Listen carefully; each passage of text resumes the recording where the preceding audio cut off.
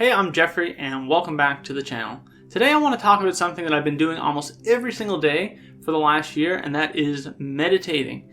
In this video I'm going to cover the app that I use for guided meditation sessions, what my experience was like as a beginner starting out with the practice, as well as the impact and the benefits that incorporating it into my life has had so far. Now, one thing that I'll say about meditation is that when I talk about it with other people, I sometimes get these kind of blank stares, especially if they don't have any personal experience with the practice. It's one of those things that because you're trying to talk about what's going on inside your mind, it's very hard to put it into words that other people can understand. It's like trying to explain what love feels like to someone. And I find that a lot of people think it's this kind of woo-woo thing, this spiritual thing, this thing that is kind of nebulous and out there and isn't really concrete.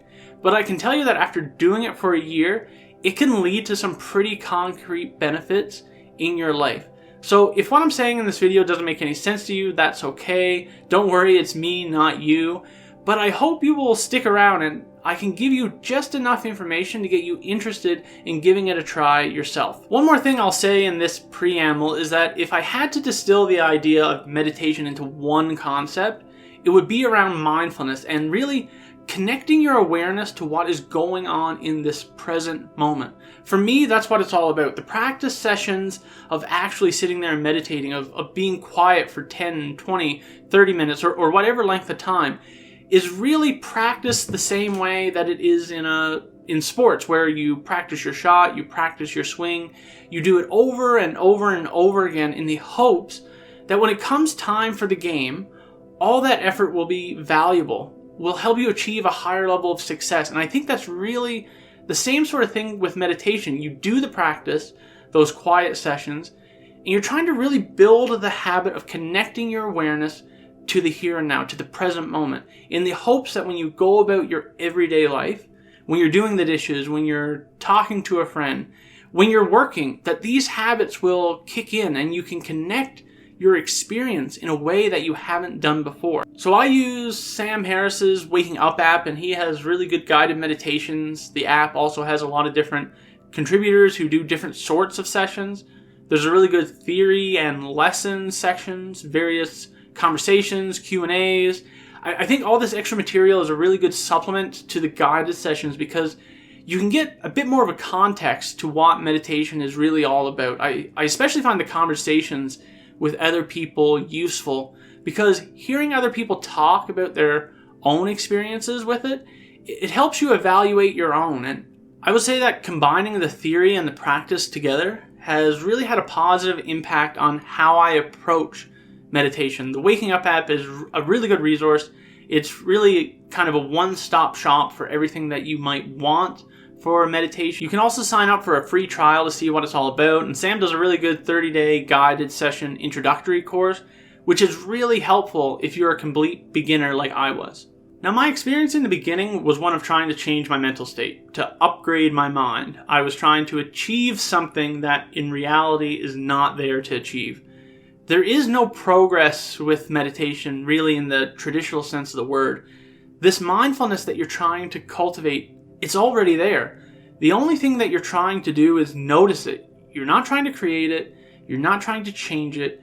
You're just trying to get your attention to be in the here and now so that you can be present in this moment. When I started, I was trying to put in all this mental effort, and this created a lot of challenges with establishing a meditation practice. The problem, I think, really comes down to there being a difference between a mental and a physical endeavor. If you watch somebody practice a sport, for example, you can clearly see what they're doing. You can see the effort in a way that you can make sense of, that are in terms of the goal that they are trying to achieve.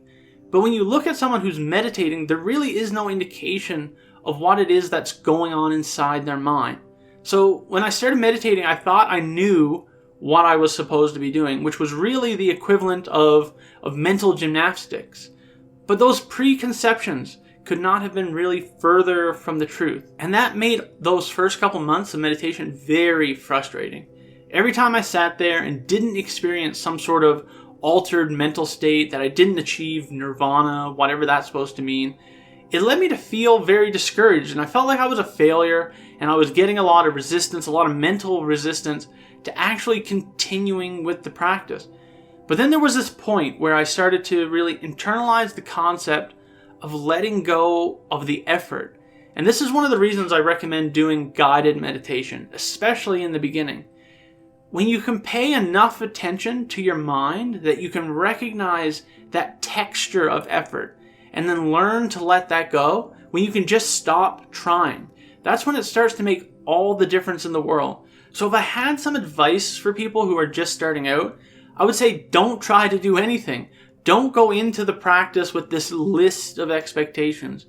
Just go in with curiosity and see what it is that you notice. I think you'll be surprised. So after a year of meditation for about 10 minutes a day, almost every day, what impact has it had on my life? What are the benefits that I've seen?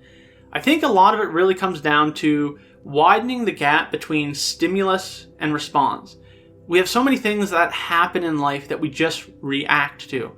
There's a stimulus, something makes us feel a certain way, and then we just habitually react how we always have.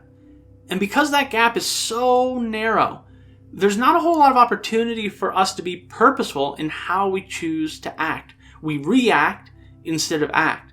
And I found that meditation helps widen that gap between stimulus and response. It's almost like I've installed an alarm system in my head where when my emotional state changes, especially when it changes in a negative direction, it's almost like bells go off in my mind and I become aware of the change. I mean, that's the first step to not reacting. It's to become aware of what's going on up here.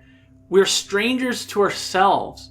But once you get to know yourself a little bit more and you realize that your mental state is changing and when it's changing, you can become curious about why it changed, about what exactly has changed. What is making you feel this way? Where do you feel it? This can really disrupt the story that you're telling yourself. We think that the emotion comes from the things that happen to us, but really the emotion comes from the story we tell ourselves about the thing that happened. And the reason we think the story and the event are the same thing is because we're so identified with thought that we can't appreciate the difference between the two. It's like we're dreaming. We need to, like Sam's app is named, we need to wake up. So when you can recognize a change, when you can get curious about what's changed, become aware of the story that you're making up about it, then you can break that cycle of being identified with thought. Then you can really start down the path of choosing a different response, a response that is not reactive, that's more in line with your values, your goals, and the new trajectory you want for your life, rather than staying in the tracks of the one that you've always been on. So when you give yourself an opportunity to choose a better path, that's when it can really start to pay dividends in terms of improving your well-being. It can minimize your suffering. It can allow you to connect with the present. Mindfulness to me is all about keeping your attention on the only thing you know you have for sure. The past is gone. The future is uncertain. The only moment that we know we have is this one. And if we're going to have any impact, then it has to be with this moment. If we can't keep our mind here, if we can't keep our awareness here, if we can't recognize what our mind is like or connect with our experience in this moment, then how can we have a chance at improving the quality of our life? So that's my spiel on meditation. There's a lot to this topic and I feel like I've barely scratched the surface myself. Of all the topics I discussed, this is the one I find the most difficult to put into words, but don't let my failure at communication turn you off. I want to encourage you to give meditation a try. Go download the Waking Up app, sign up for the free trial, and do the introductory course. See how it makes you feel, and just keep in mind that you're not trying to change your experience. You're just trying to be curious about what your experience is already like. Thanks everyone for watching. I'm interested to know if anything that I said made sense today, if you've tried meditation, what your experience has been like with it, what impact it's had in your life. Let me know down in the comments below, and I'll see you all next time.